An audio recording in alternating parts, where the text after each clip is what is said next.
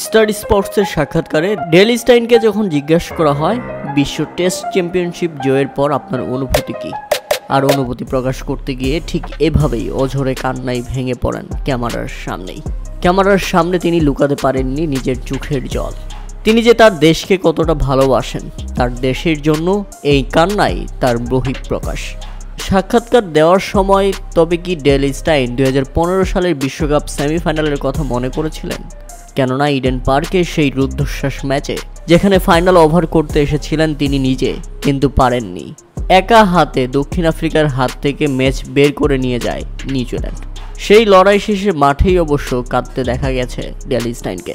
এরপর দীর্ঘ 27 বছর কেটে গেছে। অবশেষে কোনো আইসিসি টুর্নামেন্ট জিতল প্রোটিয়ারা, তাও ক্রিকেটের মক্কা খ্যাত লর্ডসের ময়দানে।